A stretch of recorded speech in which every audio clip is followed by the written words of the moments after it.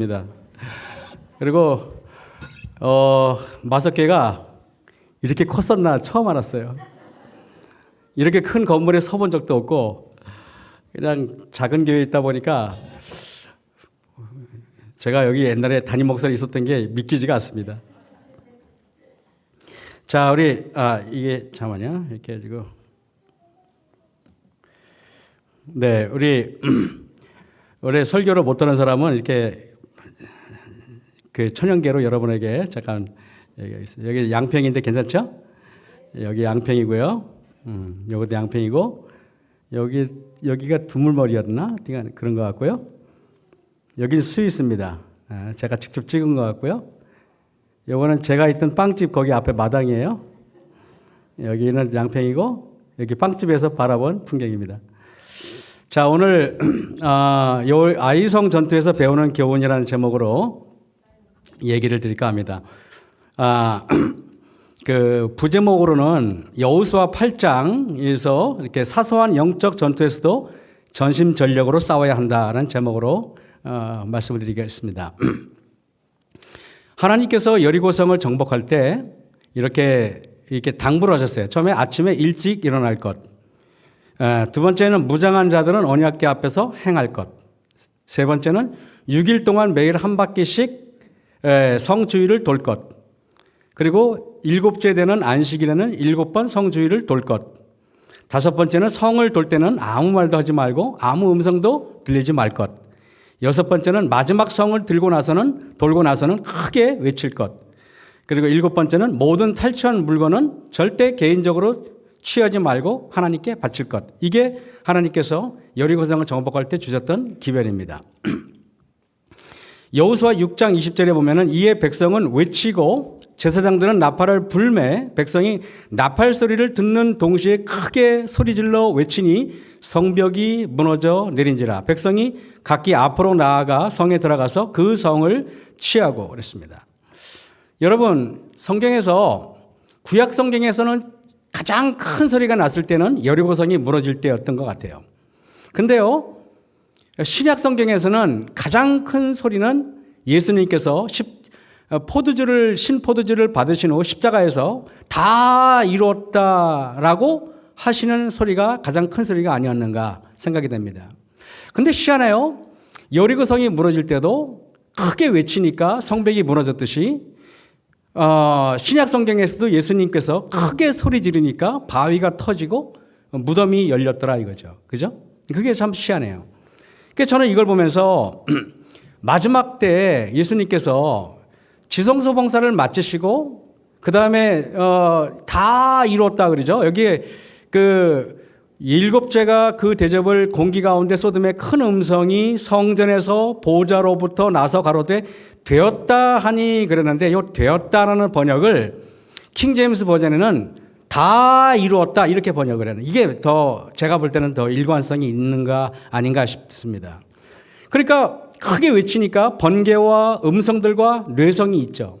예수님께서 마지막 때 사역을 마치고 큰 소리로 하나님의 음성이 가까이 오잖아요. 그러면은 천둥이 막 지구가 막 흔들립니다. 그래서 여러분 터키 지진 이거는 예수님께서 이제 그분의 사업이 거의 끝나간다 하는 소리를 여러분들은 좀 눈치채실 필요가 있는 것입니다.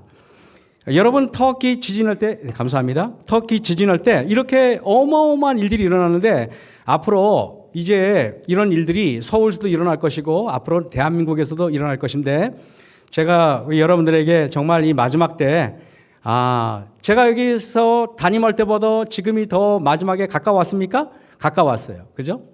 그래서 오늘 이렇게 우리 마석계 성도님들을 보니까 그냥 여러분 보기만 해도 그냥 감동이 되고 은혜가 되고 너무 감사하고 행복하고 그렇습니다. 여러분 이런 일들 앞으로 이런 일들이 일어날 겁니다. 이제 해일이 닥치고 이런 일들이 벌어지겠죠. 여리고성 크고 견고한 성입니다. 사람의 수가 많은 거대한 성이에요. 난공불락이죠. 참 함락하기 어려운 성입니다. 여리고성이 무너져 내리고 이스라엘이 승리하고 그 다음에 아이성은 이름도 아이지만은 실제로 작고 연약한 성이고 사람의 수가 적은 아주 작은 성이었습니다. 이스라엘이 근데 희한하게 여리고성은 승리했는데 아이성에서는 실패했어요. 근데 이게 모든 사람들이 여기서 우리의 운명과 비슷하다는 것을 여러분이 아실 필요가 있어요. 우리는 희한해요. 뭐냐면은 큰 문제는 겸손하게 해서 이기는데 작은 문제에 대개 다 넘어지게 돼 있는 것입니다. 우리가 이거를 오늘 공부하겠습니다. 왜 이스라엘은 아이성에서 패했을까? 작은 성에서. 첫 번째는 아간이 여리고 전투에서 얻은 전리품을 하나님께서 바치라 그랬는데 개인적으로 취했기 때문에 그렇습니까? 두 번째는 작은 성이라고 얕보아서 대충 전쟁에 임해서 그랬습니까? 여러분은 어떤 게 더 그 아이성에서 패배한 원인이라고 보십니까? 1번이라고 생각되시면 손 들어보십시오. 1번. 네, 내리시고 2번이라고 생각되시는 분은 꼭 정답 맞출 때는 다들 우물쭈물하시더라. 희한해. 예, 그럼 보겠습니다. 여호수아 7장 3절에 보면은 여호수아에게로 돌아가서 그에게 이르되 백성을 다 올라가게 말고, 여러분 아이성을 정탐했는데요. 성이 작아요. 그러니까 정탐꾼들이 돌아와서 하는 말이 에이 그거 다 올라갈 필요 없어요. 그냥 몇 명만 올라가서 해도 우리가 이길 수 있어요. 그들은 별로 많지 않으니까 그냥 다 올라가면 수고스럽게 아이고 그리고 여호수아 이 아유 훌륭한 분이 어디 거기까지 갑니까? 그냥 담임 목사님은 쉬시고 그냥 전도사님만 보내세요. 이겁니다, 여러분. 여러분 사무엘상 24장 4절 5절 보면은 다윗이 사람들이 가로되 보소서 여호와께서 당신에게 이르시기를 내가 원수를 내 손에 붙이리니 내 소견에 선한 대로 그에게 행하라 하시더니 이것이 그날이니이다. 다윗이 일어나서 사울의 겉옷자락을 가만히 봅니다. 여러분 사울은 다윗을 죽이려고 지금 10년 동안 따라다녀요. 그런데 사울이 죽으려고 용변을 보기 위해서 다윗이 숨어있는 동굴에 들어옵니다. 그때 옆에 있는 사람들이 말합니다. 다윗이요, 지금이 하나님께서 당신에게 주신 기도의 응답의 시간 같습니다. 지금 죽이십시오 그랬어요. 근데 다윗이 여러분 하나님의 기름 부은 종을 손댈 수 없다 그래가지고 사울의 겉옷자락을 가만히 이렇게 뺐다 그랬어요. 그리한 후에 사울의 옷자락 뺨을 인하여 다윗의 마음에 찔렸다 그랬어요. 다윗이 겸손합니까? 겸손해요. 죄송합니다. 이게 물까지 주시네요. 근데 여러분 보세요. 다윗이 사무엘상 24장에는 감히 사울 왕의 옷자락을 베는 것도 양심의 가책을 받았어요. 어떻게 하나님의 종을 그렇게 하냐고 그랬어요. 근데요, 다윗이 병사들하고 가다가 배가 고팠어요. 그래가지고 아비가일의 남편 나발이 부자예요. 그래서 나발한테 가가지고 음식을 달라 그러니까 나발이 내가 언제 다윗을 봤다고 그러면서 안 줘요. 여기 보니까 21절에 보니까 다윗이 이미 말하기를 내가 이자의 소유물을 광야에서 지켜 그 모든 것을 하나도 손실이 없게 한 것이 진실로 허사라. 그가 악으로 나의 선을 갚는도다. 내가 그에게 속한 모든 것 중 한 남자라도 아침까지 남겨두면 하나님이 다윗에게 벌을 내리시고 또 버리시기를 원하노라 하였더라. 아비가일이 다윗을 보고 급히 나귀에서 내려 다윗의 앞에 엎드려 그 얼굴을 땅에 대니라. 그가 다윗에게 이르되 내 주여 청컨대 이 죄악을 나 곧 내게로 돌리시고 여종으로 주의 귀에 말하게 하시고 이 여종의 말을 들었어. 여러분 나발이 자기가 음식을 달라고 그랬더니 안 준다 그러니까 화가 나가지고 당장 내가 그 녀석을 죽여버리겠다 그러면서 칼을 두고 막 나서는 것입니다. 여러분 이상한 느낌이 안 듭니까? 사울 왕한테는 그렇게 겸손하고 사울 왕한테는 그렇게 옷자락 빼는 것도 그렇게 두려워하더니 나발한테는 여러분 당장 죽여도 되는 사람이 있냐 얘기를 합니다. 여러분 이거 어떻게 생각하십니까? 우리도 그렇지 않습니까? 여러분들도 어떤 사람한테는 굉장히 공손하게 하고 굉장히 겸손하게 하고 예의 바르게 하는데 또 어떤 사람은 굉장히 무시하고 멸시하고 아무렇게도 상관없다고 느낄 때가 없지 않나요? 여러분 한번 보세요. 느부갓네살 왕이 금신상을 만들어놨습니다. 그래놓고 금신상을 만들어놓고 누구든지 이 금신상에 절하지 않으면 다 영광내에 집어넣겠다 그랬어요. 그러는데 다니엘 세 친구가 절하지 않으니까 영광내에 집어넣어버렸습니다. 그러고 나니까 보면 3명을 집어넣는데 또 한 분이 계세요. 그분이 누구예요? 예수님이에요.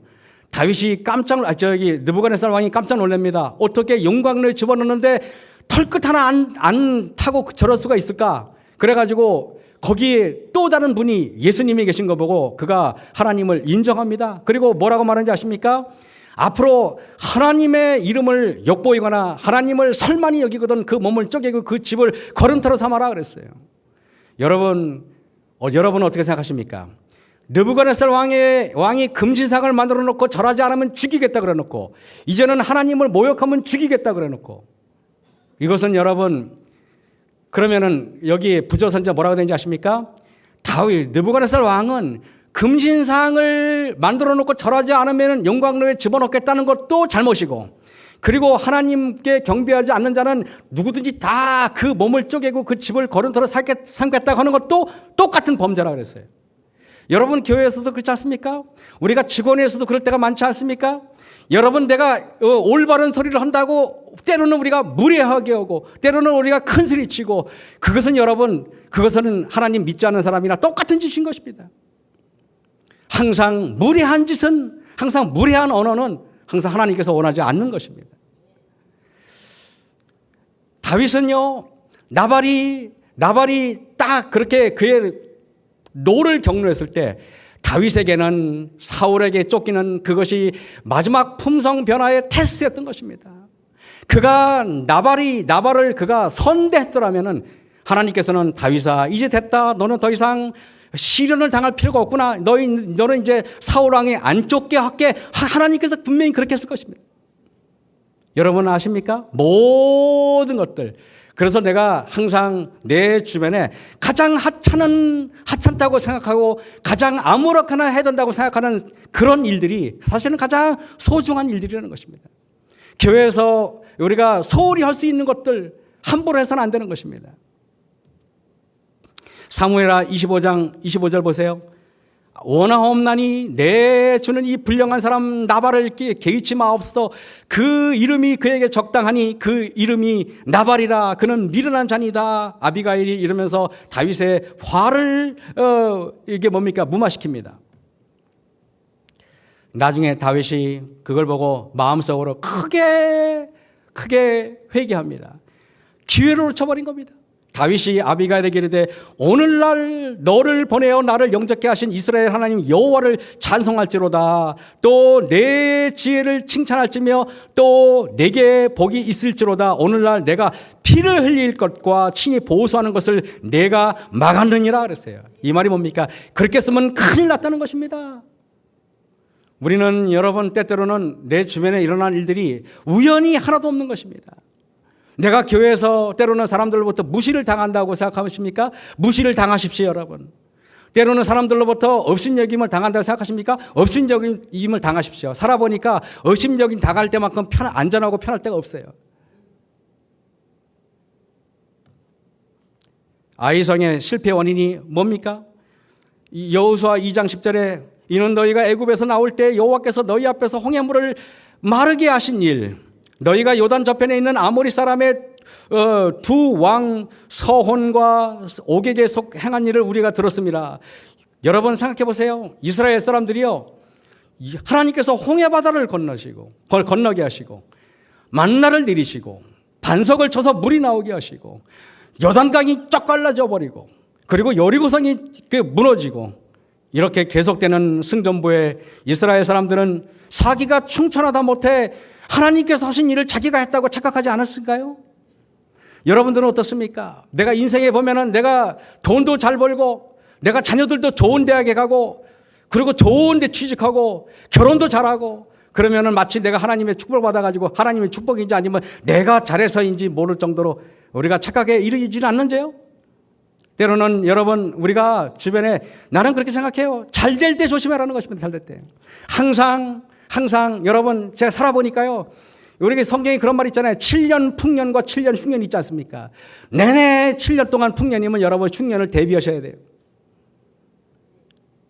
제가 어느 교회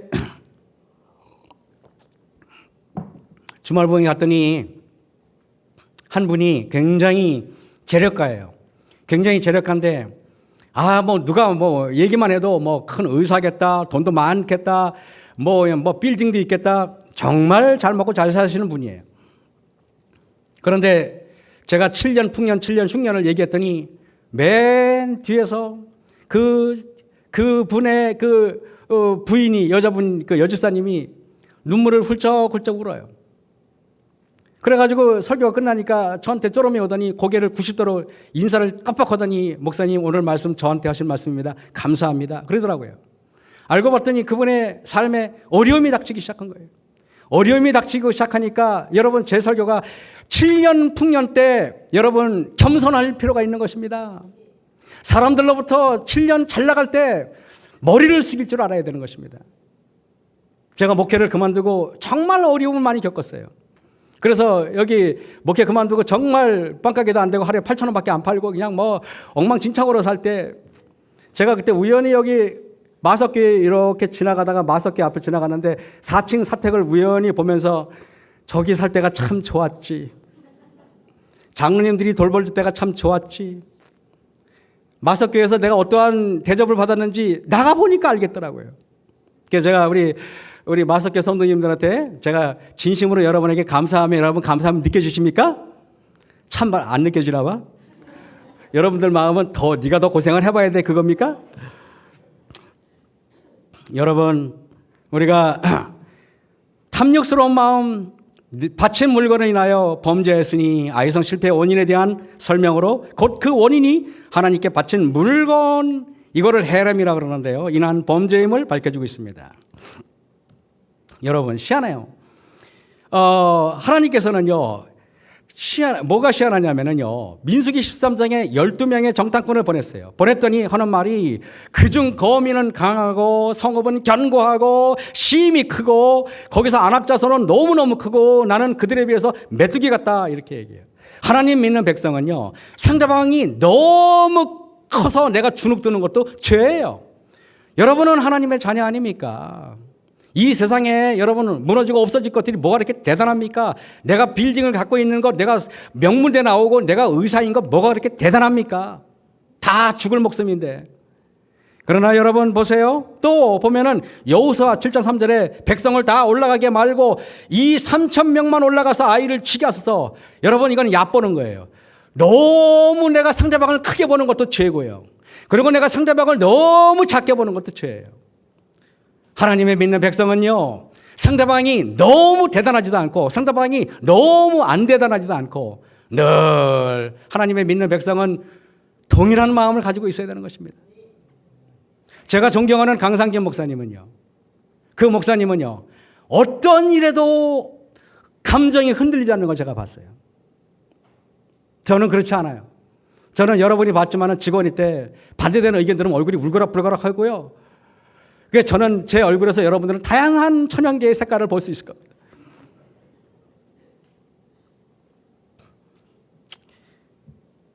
저는 여러분들에게 야고보서 4장 14절에 내일 일을 너희가 알지 못하는도다. 너희 생각이 무엇이뇨? 내 생명이 무엇이뇨? 너희는 잠깐 보이다가 없어질 안개니라 그랬습니다. 잘나봤자 잠깐이에요. 여러분, 제가 여러분의 보시기에 여러분 키 크고 잘생겼다고 해서 그게 얼마나 가겠습니까? 이제 제 나이 벌써 60이에요. 그래서 지난주에 우리 옥천께 어떤 청년들이 우리 저한테 상담하겠다고 왔어요. 멀리서 처음 보는 청년인데 제가 제 나이를 얘기했더니 깜짝 놀라더라고요. 60처럼 안 보인대요. 여러분은 보이죠? 여러분 제가 살아보니까 무엇이 있거나 없거나의 문제가 아니라는 걸 알았어요. 제가요 너무 목회를 그만두니까 정상적으로 매일 정기적으로 들어오던 월급이 딱 끊기고 그리고 아파트 관리비를 딱 내 돈으로 내고 나서 깜짝 놀랐어요. 이게 현실이에요. 그리고요 세상에 여러분 식은땀 흘려봤습니까? 저는요 마트에 가가지고 가격표가 2개 이상 붙은 것만 샀어요. 가격 무슨 소리인지 아십니까? 배추를 딱 사면은요 3,000원 했던 게 2,000원 했다가 1,000원짜리 된 거 10,000원짜리 넘는 건 못 사더라고. 겁나서 손이 떨려. 그리고 옛날에는 마석교회 담임할 때는 성도님들이 얼마나 과일을 많이 줬는지 저는 그때 맛있는 것만 먹었어요. 지금은 내 손대로 과일을 사니까 깜짝 놀랐어요. 내가 과일을 사야 되네. 나가보니까 이런 저런 일 겪고 지금 여기까지 왔는데 내 삶에서 하나님께서 저에게 목회를 그만두게 하신 것도 하나님 뜻이라는 걸 깨달았어요. 제가 목회를 그만두니까 성도들이 내는 11조가 대단한 줄 알았어요. 제가 그만두니까 정말 하나님의 여기 우리 장로님들이 얼마나 대단하신 분들이 나가보았을 때 알았어요. 정말 우리 집사님들, 장로님들이 헌금 내시고 교회에 헌신하시는 그것들이 얼마나 대단한 줄 알았어요. 이제는 제가 헌금 내는 그 명부를 볼 때 이제는 제가 허투루 보지 않고 감동으로 봅니다. 감동으로. 우리 집사님들, 장로님들이 얼마나 정말 애써서 이 돈을 모았는지. 여호수아 8장 1절에 여호와께서 여호수아에게 이르시되 두려워 말라, 놀라지 말라, 군사를 다 거느리고 일어나 아이로 올라가라. 실패하고 나서 여호수아가 기도합니다. 기도하고 나서 그가 무릎을 꿇고 하나님께 응답받을 때까지 기도했어요. 그러니까 하나님께서 드디어 음성이 들려요. 여러분 그거 아세요? 제일 위험한 거는 하나님의 음성이 들리지 않을 때가 제일 위험한 거예요. 언제 하나님의 음성이 안 들리는지 아십니까? 내가 건강할 때, 내가 일이 잘 될 때, 내가 뭔가 승승장구할 때 하나님의 음성이 잘 안 들려요. 그때는요, 희한하게 시덕거리는 드라마가 더 좋게 들릴 수도 있어요. 그러나 여러분, 여호와께서 여호수아에게 이르시되, 이름은 끝난 거예요. 그 다음에 어떠한 여러분 여러 방책이 중요한 게 아니에요. 여호수아가 성공할 수 있을 수밖에 없는 이유는 여호와께서 여호수아에게 이르시되. 여러분들 살면서요, 어려울 때, 그죠? 내가 정말 빈궁에 처했을 때, 내가 의사로부터 사형 선고를 받았을 때, 하나님께서 나에게 얘기할 때, 그때 여러분 하나님의 음성이 얼마나 절절하게 들립니까? 그러나 내가 잘 나가고 내가 건강할 때는 하나님의 음성이 잘 안 들릴 수도 있어요. 여호와께서 여호수아에게 이르시되 두려워 말라, 놀라지 말라, 군사를 다 거느리고 있습니다. 여러분, 아이성은요, 몇 명만 가면 되는 게 아니라 군사를 다 거느리러 가는 말은 전심전력으로 하라는 것입니다. 영적인 전쟁에서 사소한 싸움이란 없는 것입니다. 무시하거나 대수롭게 여길 일은 하나도 없어요. 여러분, 옆에 있는 집사님이 옆에 여러분한테 오늘 째려보고 기분 나쁘게 했어요. 내가 그 집사님을 무시해버리면 된다고 생각하지 마세요. 기분 나쁜 집사님의 그 기분 나쁘게 하는 것을 내가 이겨낼 줄 알아야 돼요. 내가 어떻게 하면 그 집사님을 내가 용서하고, 내가 어떻게 하면 그 집사님을 내가 이해하고, 내가 어떻게 하면 그 집사님을 사랑으로 녹일 수 있는지, 그것이 바로 여러분들이 싸워야 될 바로 일인 것입니다. 그것이 여러분, 그것이 작은 일이 아닌 것입니다. 산상보훈의 141쪽에 그리스도의 생애는 하나의 싸움이며 그 진군이다 그랬어요. 그러나 얻어야 할 승리는 인간의 힘으로 얻어지지 않는다. 싸움의 장소는 마음이다 그랬어요. 제가 목회를 그만두고 빵을 배우면서 아주 친해진 우리 하는 변호사님이 계신데, 그 변호사님이 어느 날 저한테 같이 이제 해외여행도 같이 갔다고, 아주 절친인데, 자기 부인이 이혼을 요구한다는 것입니다. 제가 얘기만 하면 여러분들 방송국에서 보던 사람이에요. 그래서 제가 이분이 저한테 와서 목사님 큰일 났다는 겁니다. 자기 와이프가 갔더니 자기 딸내미가 엄마가 이혼하자 그래서 딸내미한테 가가지고 얘야 엄마 좀 말려봐라 그랬더니 딸이 그러더래요. 아빠 걱정하지 말고 이혼하세요. 아빠 이혼하면 엄마한테 집에 갔다가 아빠 집에 갔다 왔다 갔다 하면 돼요 그러더래요. 그 아이가 작년에 서울대 경제학과 들어갔어요. 똑똑한 아이죠. 그랬더니 나는 아들한테 가가지고 얘야 엄마가 지금 저렇단다 그랬더니 아들이 그러더래요. 아빠 걱정하지 마세요. 이혼하세요. 하루는 엄마 집, 하루는 아빠 집에 가면 돼요 그러더래요. 이건 이제 작당이 끝난 것 같아요 보니까. 그래가지고 이 어떻게 했으면 좋겠냐고 얘기하길래 제가 만나자 그래가지고 만났어요. 그래서 제가 그 친구한테 그랬습니다. 당신 말이야, 내가 시키는 대로 하면 당신 절대 이혼 안 할 수 있어 그랬더니 어떻게 하냐, 시키는 대로 할 거야 그랬더니 할게 했대. 진짜? 예 그랬더니. 그래서 제가 얘기를 했습니다. 군대 나왔죠 그랬더니 나왔대는. 다행히 방위는 아니고 나왔대요. 저는 방위 나왔잖아요. 그래가지고 이제 어떻게 하면 되냐 그랬더니 군대 가서 뭐 배웠냐 했더니 납작 엎드리는 거 같아요. 낮은 포복이라고 그러죠. 이렇게 박박 끼는 거, 그죠? 낮은 포복. 낮은 포복을 하면 옷이 더러워져요. 그죠? 옷이 더러워지고 뭐 까일 수 있어요. 낮은 포복을 하는 거 쉬운 거 아니에요, 여러분. 근데요, 여러분, 꼿꼿하게 있으면은요, 당신 부인이 쏘는 그 눈총 들어보셨습니까? 눈에서 나오는 총이 제일 무서운 총이에요. 눈에서 총알이 딱 나오면은 네가 목을 뻣뻣하게 들면은 목이 네가 청통으로 맞으면 넌 죽어. 그러니까 납작 엎드려 했어요. 그랬더니 이 친구가 그것도 서울대 출신 아니에요? 막 따라 적어요. 그랬더니 알겠다고 내가 이렇게 납작 엎드려서 납작. 그래가지고 제가 한 2시간 동안 그분하고 강의했는데 우리 김학슬 선생님 잘 알죠? 두 분이 옛날에 우리 김학슬 선생님 댁에 그때 올 때 초청했거든요. 두 분 손잡고 왔던 기억나십니까? 손잡고 와가지고 그 부인이 바로 제 앞에서 식사를 했는데 뭐라는지 아십니까? 목사님 우리 남편 자주 만나주세요 그러더라고요. 여러분 싸움의 장소는 마음이에요. 납작 엎드리면은 싸울 일이 없어요. 내가요 희한합니다. 총알이 날라오는데 우리는 고개를 뻣뻣하게 들어. 나는 그거 보면 참 이상해 보면은요. 군대 갔다 온 사람이 더해 보면은. 그죠? 납작 엎드리면 됩니다. 그죠? 우리가 보면 납작 엎드리게 하면 되는 것입니다. 조명 이사님 알겠습니까? 싸움의 장소는 마음이에요. 우리가 싸워야 할 싸움, 인류가 지금껏 싸운 가장 큰 싸움은 자아를 하나님의 뜻에 굴복시키는 것이에요. 이것이 바로 하늘 가는 가장 최고의 중요한 이야기예요. 그래서 하나님께서는요, 이렇게 다양한 교회 이렇게 구성원들로 구성되게 한 이유가 뭔지 아십니까?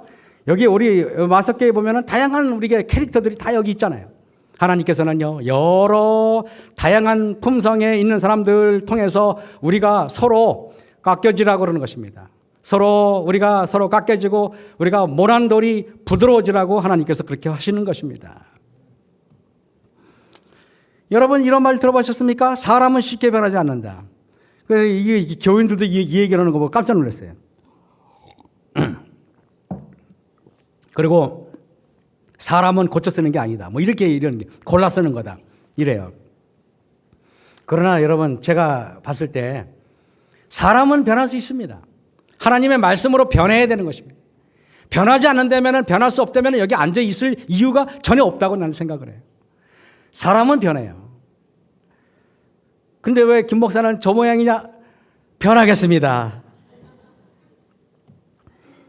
여러분 마가렛 대처 여사가 이런 말을 했어요. 생각을 조심하라. 말이 된다. 말을 조심하라. 행동이 된다. 행동을 조심하라. 습관이 된다. 습관을 조심하라. 성격이 된다. 성격을 조심하라. 운명이 된다. 우리는 생각하는 대로 된다 그랬어요. 제가 늘 그러죠. 우리가 여러분 기도가 뭡니까? 성경에 보면 그런 말 있죠. 쉬지 말고 기도하라. 어떻게 사람이 쉬지 말고 기도할 수가 있겠어요? 근데요, 그게 가능하더라 이거예요. 뭐냐면은요, 여러분은 무릎 꿇고 기도해야 기도라고 착각해요. 그러나 하나님께서는요, 여러분이 속으로 말하는 게 하나님은 다 기도로 취급합니다. 어느 날 하나님이 아브라함을 이렇게 찾아왔어요. 아브라함을 찾아와가지고 사라하고 아브라함이 있는데 그렇게 말씀하십니다. 내가 이제 아브라함이 100살인데 사라가 90살인데 내가 아들을 낳을 거야. 그랬더니 사라가요 속으로 웃었어요. 창세기 18장에 나오죠. 속으로 웃고 속으로 에이 뭐 그런 일이 있겠어. 하니까 하나님께서 네가 왜 웃었냐, 네가 왜 그런 말을 하느냐 그렇게 말해요. 여러분 기도는 여기 와가지고 옷 단정하게 입고 올라와가지고 하나님 하는 기도가 아니라 평소에 여러분이 생각하는 말이, 평소에 여러분이 마음속으로 말하는 게 기도예요. 여러분 이렇게 기도하지 않습니까? 하나님 속으로 저 옆집에 사는 여자가 오늘따라 왜 저렇게 눈에 성가시게, 저 여자가 그냥 혼 좀 났으면 좋겠어. 그 기도하는 겁니다. 하나님한테 저 여자 혼나게 해달라고 기도하는 겁니다. 여러분 기도란, 그래서 내가 평소에 마음 먹은 마음이 나의 품성이 되는 것입니다. 그래서 여러분 기도할 때 기도를 올바르게 하면 변화가 되게 돼 있어요. 이 살아보면은요, 참, 뭐라 그럴까요? 저 여러분도 뭐 다 아니까. 저희 집사람하고 저는 정말 다른 사람이에요. 내가 밥 좋아하면 그분은 국수 좋아하고, 내가 동쪽을 바라보고 있으면 그분은 서쪽을 바라보고, 내가 사람을 좋아하면 이분은 이걸 좋아하고 나하고 전혀 다른 사람이에요. 얼마나 다른지 아십니까? 모든 생각과 가치관이 달라요. 정말 섞일 수 없는 기름과 물 같은 사이예요. 그런데 그래서 제가 늘 보면 우리 집사람이 그래서 늘 그냥 에이 저렇게 성격도 안 맞으니까 그냥 내가 저 사람한테 그냥 짜증을 내도 돼 이렇게 생각을 했었어요. 근데 한 달 전이었나요? 그 거룩한 안식일에 이 얘기하면 죄송하지만 김호중 씨의 그 고맙소라는 노래 알죠?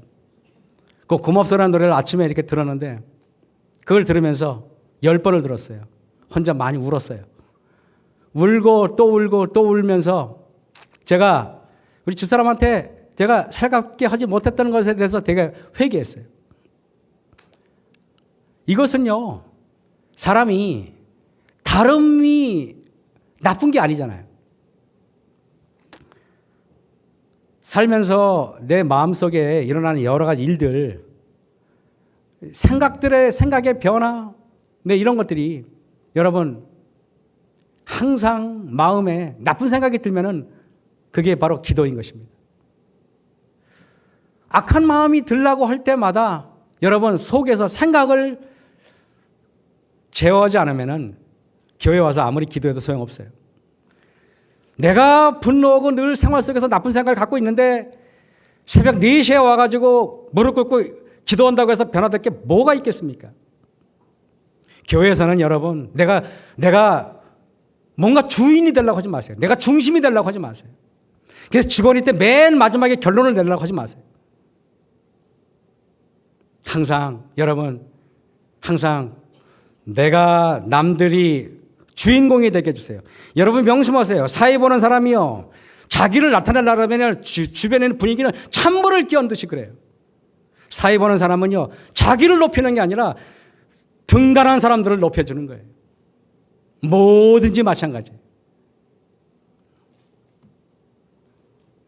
여리고성의 정복은 우리 인생에서 어떤 전쟁입니까? 여러분 여리고성의 정복과 아이성의 전쟁의 차이가 뭔지 아십니까? 에서가 야곱을 죽이려고 400명의 군사를 데리고 여기 막 죽이려고 와요. 이것은 야곱에게 여러분 여리고성의 정복의 일입니까? 아이성의 정복의 일입니까? 이것은 여리고성의 정복의 일이에요. 큰 일이잖아요. 그리고 여러분 홍해바다 앞에 뒤에는 애국 군대가 쳐들어오고 옆에는 절벽이 막혀 있고 앞에는 홍해바다가 있어요. 여러분 이거를 우리는 사면초가라 그러죠. 이럴 때 여러분 이것은 여리고성의 정복에 해당됩니까? 아이성의 정복에 해당됩니까? 이것은 여리고성의 정복에 해당되는 거예요. 큰 일이잖아요. 그리고 여러분 느부갓네살 왕이 신상을 만들어 놓고 절하지 않으면 죽인다 그래요. 다니엘의 세 친구에게는 이것은 여리고성의 정복입니까? 아이성의 정복의 이야기입니까? 이것은 여리고성의 정복 이야기잖아요. 여러분 폐업하는 사람들 저는요 식당에 가면요 제가 목회를 그만두고 나서 조그만 그 구멍가게를 자영업을 하고 있지만은 식당에 가잖아요. 가면은요 잘 되는 데보다는요 안 되는 데 들어가서 먹어요. 진짜요. 나 혼자 있을 때는요 절대 보면은요 팔이 날리는 식당에만 들어가요. 팔이 날리는 식당에만. 왜냐하면은요 그 안주 식당에 들어가면요 아줌마들의 수심을 나는 알겠어요. 그분이 얼마나 힘들까. 나는 맛집이고 뭐고 필요 없어요. 제일 안 되고 제일 안 팔리는 집에 가서 사주고 싶어요. 시장에 가면요 제일 장사 못하는 사람한테 가서 물건을 사주고 싶어요. 옛날에는 그걸 몰랐어요.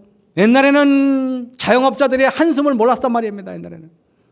이제는요 가게 가서 우두커니 이렇게 아줌마들이 앉아있는 걸 보면 가슴이 철렁해. 내가 얼마나 저분이 힘들고 얼마나 저분이 어려울까. 나이 60이 되니까 철이 드나? 여러분 그거 아세요? 예순이라는 말이 뭔 뜻인지 아십니까? 예순? 예순이 귀자에다가 순할 순자예요. 귀가 순해주는 나이가 60이래요. 옛날에는요 귀가 사나울 때는요 집사님들의 얘기도 안 들리고 우리 집사람 얘기도 안 들리고 그냥 뭐 독불 천상천하 유아독전.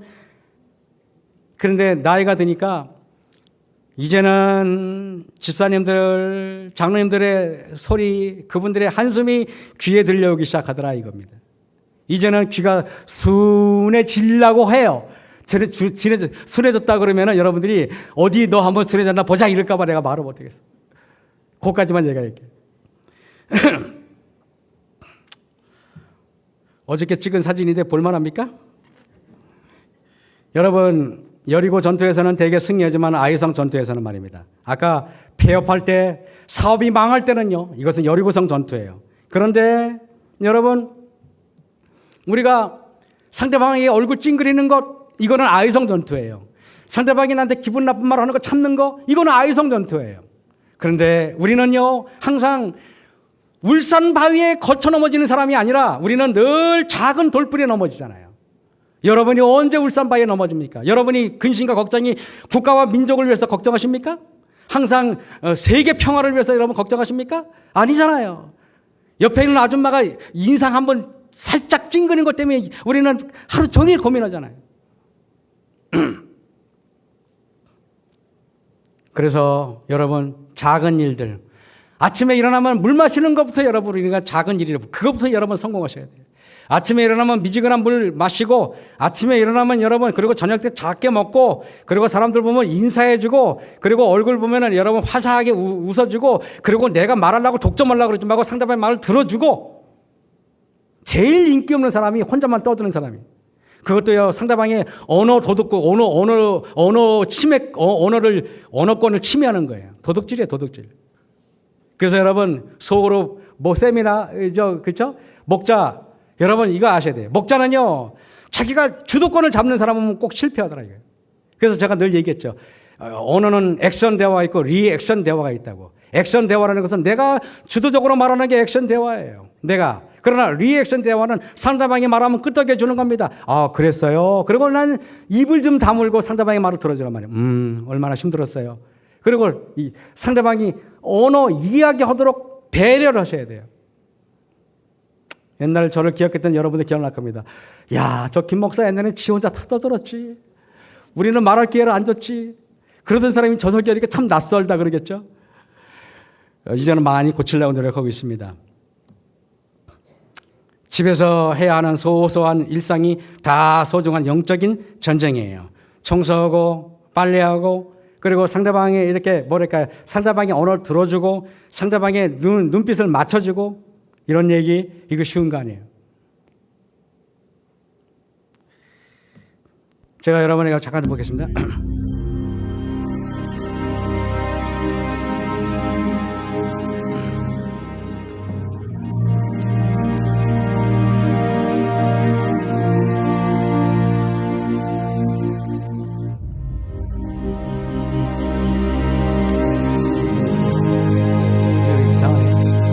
안 봐도 괜찮아요.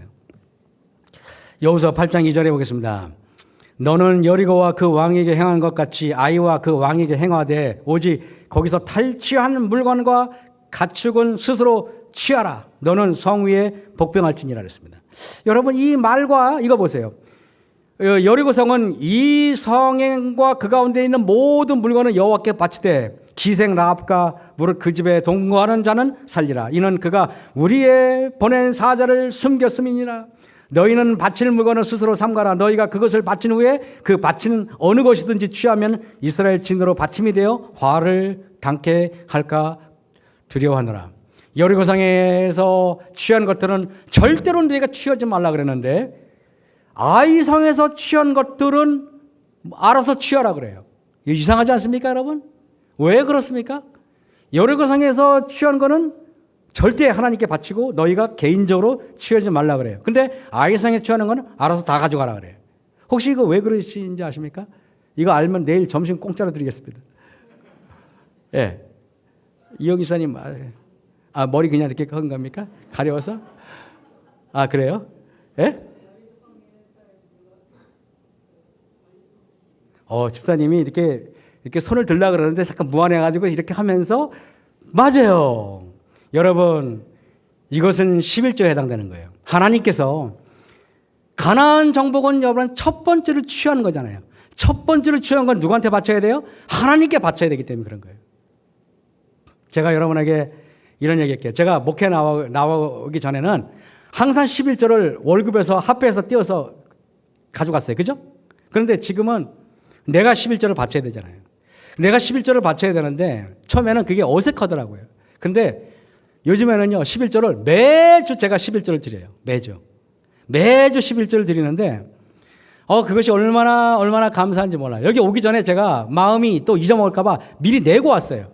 그래서 저는 11조를 아까 낮에 내버렸어요. 낮에. 마석기는 안 내고 옥천기예요. 여러분, 제가 11조를 내는데 늘 하나님께 감사한 게, 제가 11조를 내고 감사한금을 내고 월정금을 내는데 얼마나 이게 행복한지, 지금은 제가 그 행복을 알겠더라고요. 그래서 헌금을 지금 제가 헌금을 하는 사람이 됐어요. 출애굽기 34장 19절에서 20절 보겠습니다. 무릇 첫 태생은 다 내 것이며 무릇 내 가축의 수컷 처음 난 우양도 다 그러하며 나귀의 첫 새끼는 어린 양으로 대속할 것이요 그랬습니다. 첫 태생은 다 내 것. 아까 우리 이영 이사님 말씀처럼 11조를 말하는 것입니다. 첫 태생, 가나안 정복에 처음 정복한 걸 하나님께 바쳐야 되는 거예요. 이영 이사님 많이 훌륭해 주셨습니다. 고린도전서 15장 20절 보면은 그러나 이제 그리스도께서 죽은 자 가운데서 다시 살아 잠자는 자들의 첫 열매가 되셨느니라. 그래서 예수님이 부활하고 나서 그때 우리 막달라 마리아가 예수님을 딱 만지려고 했을 때 예수님께서 뭐라 그래요? 나를 만지지 말라. 왜?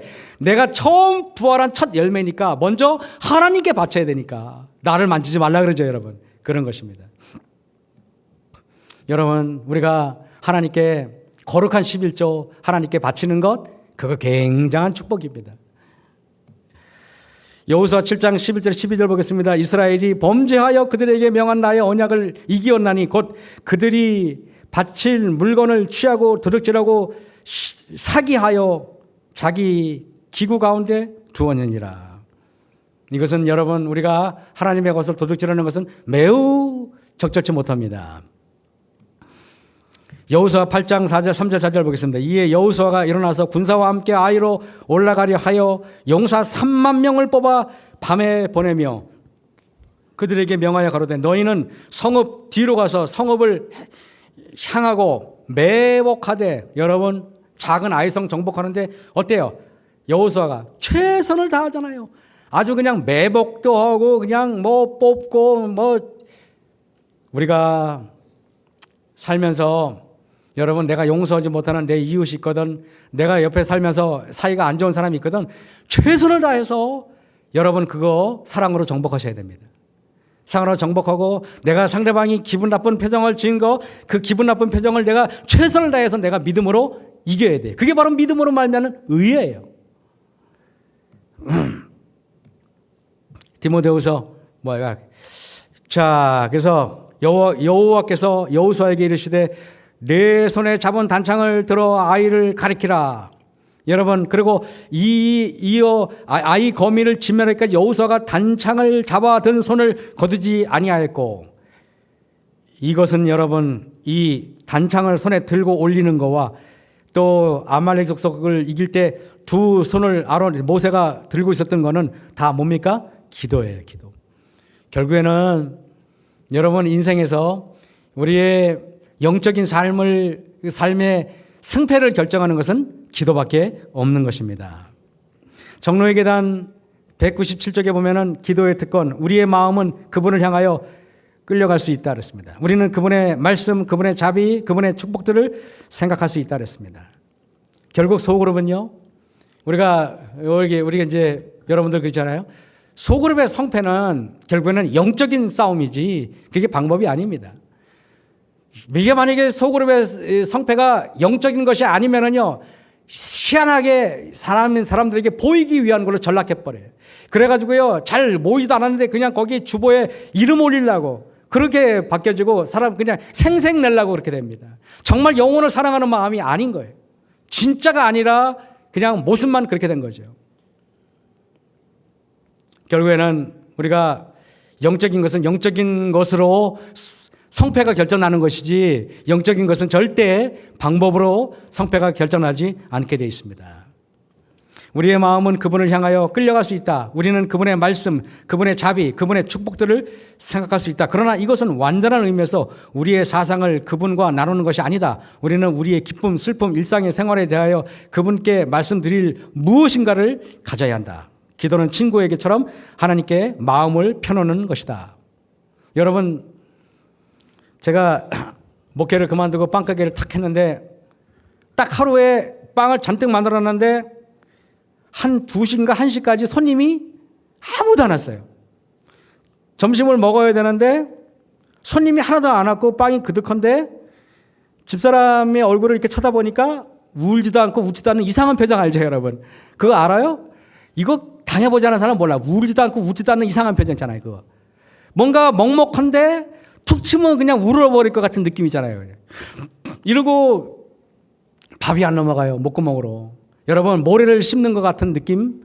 뭔가 등골이 오싹해요. 그래서 어차피 빵은 안 팔리니까 많이 안 만들 필요도 없어요. 그래가지고 한 11시, 10시면 끝나요. 10시 반이면 끝나요. 빵 굽는 게. 왜냐면 뭐 몇 번만 구우면 되니까. 뭐 한 번만 구워도 안 팔리는데 뭐. 하루에 뭐 4,000원짜리 2개 판 적도 있는데 뭐. 그래서 제가 빵이 안 팔려가지고 거기 빵가게에 있는 게 고역이에요, 고역. 그때 여러분 11월 달에 저를 여기 한번 불렀잖아요. 우리 마석교에서. 그때가 장사가 너무 안 되고 힘들 때 불렀거든요. 그때 이거 딱 앉아 있으니까 서 있으니까 우리 집사님들이 내가 올라오자마자 눈물을 흘리시는 분이 있었어요. 설교가 감동이 돼서 울어야 되는데 목사가 불쌍해서 우니까 참 나도 민망하더라고요. 그래가지고 이렇게 서 있는데 그 설교 끝나고 이제 집사님들하고 이런저런 있다가 저녁 8시인가 차를 몰고 이렇게 여기 마석교회를 지나서 양주로 올라가려고 그러는데 양주가 가는 게 도사장에 끌려가는 것 같아요. 너무 가기 싫은 거예요. 아니 빵가게 들어가는 게 이게 지옥을 들어가는 게 차라리 낫겠어. 장사 안 되는 가게 들어가는 게 지옥이에요, 지옥. 그래가지고 여기 마석교회 이렇게 보면서 그 마석교회가 왜 이렇게 따스하게 느껴지는지 모르겠어요. 아주 그냥 열기가 팍팍 느껴져 그냥. 그래가지고 장사가 안 되니까 나는 빨리 빵가게를 벗어나고 싶었어요. 10시 반이면 저는 그냥 집사람한테 가게를 보든지 말든지 하라 그러고 그냥 난 집으로 와요. 집으로 와가지고 딱 침대맡에 있어요. 그래서 제가 여러분 집에 와서 편하게 누워 잤겠어요? 아니면 기도했겠어요? 한번 맞춰보세요. 기도 하지 말아도 해. 무릎을 딱 꿇는데 오래 기도할 거니까 방석 이렇게 두꺼운 거 있잖아요. 이렇게 두꺼운 거. 방석 몇 장 딱 깔아놓고 침대 위에다가 손을 딱 올려놓고 이렇게 두 손을 모으고 하나님께 기도하기 시작하는데 1시간을 기도해도요. 기도가 끊이질 않아요. 하나님께 매일매일 기도했어요. 여러분 기도가 제가 그래서 기도의 삶이 어떤 건지 저는 경험했어요.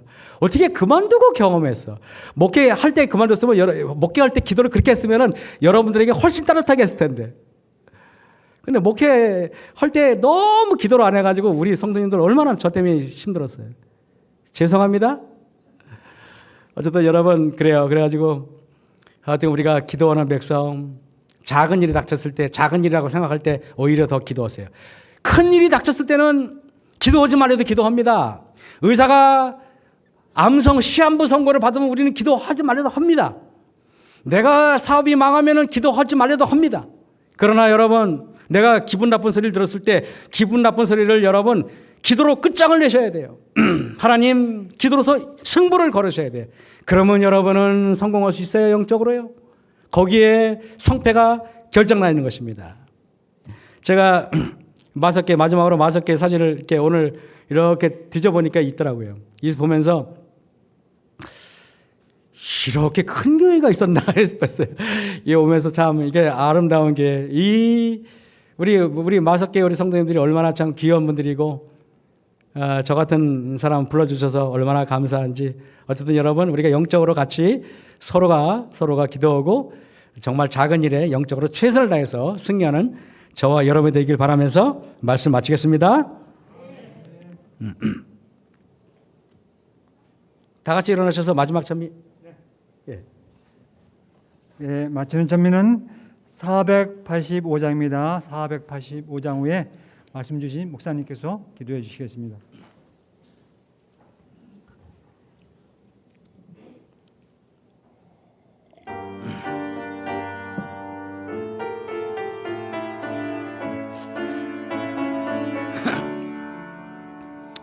사막에 샘이 넘쳐 흐르리라.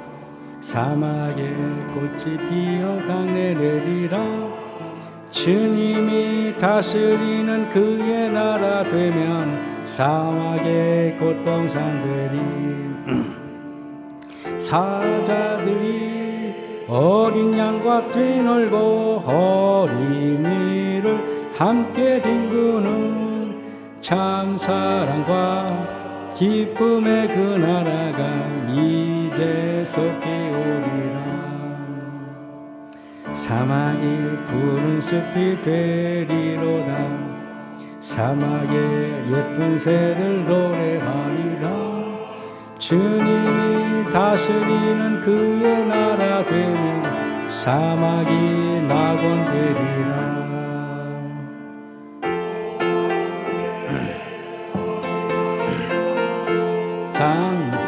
저도 물리지 않는 참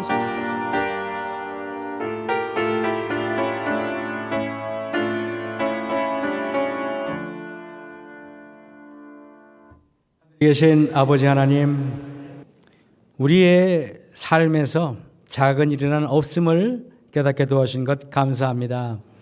매 순간마다 전심전력해서 우리 영적으로 우리가 승리하고 믿음으로 우리가 싸워서 우리가 사랑으로 쟁취하는 백성 되게 도와주셨길 기도합니다. 왜 예수님께서 사랑은 오래 참는다고 말씀하셨으며 왜 예수님께서 사랑은 인내하고 오래 참고 모든 것을 참고 모든 것을 견디느냐고 이야기한지를 깨닫게 도와주신 하나님 감사합니다.